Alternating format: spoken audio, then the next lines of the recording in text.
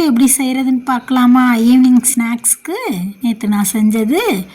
அதுக்கு ஒரு சின்ன கப்பில் 1 கப்பு மட்டும் நான் புட்டு மாவு எடுத்திருக்கேன். இது நானே வீட்டில் செஞ்ச மாவு. அதுக்கு கொஞ்சம் உப்பு போட்டுக்கிட்டேன்.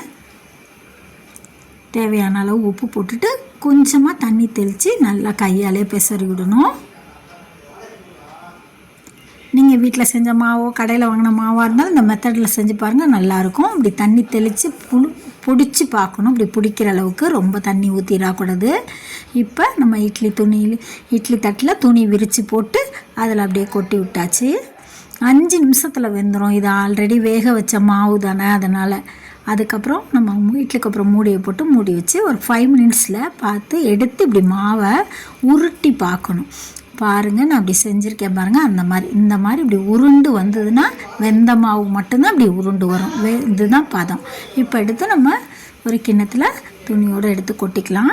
கொட்டிட்டு இப்போ நான் எந்த கப்பில் மாவு எடுத்தனோ அதே கப்பில் 3/4 கப்பு தேங்காய் போட்டிருக்கேன்.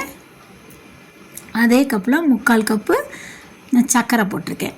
போட்டு நல்லா கிளறி விட்டுட்டு நம்ம சாப்பிட வேண்டியதான். சூப்பர் அண்ட் டேஸ்டான புட்டு ஈவினிங் ஸ்நாக்ஸ்க்கு டக்குன்னு குழந்தைங்களுக்கு செஞ்சு கொடுத்துடலாம் ஈஸியாக.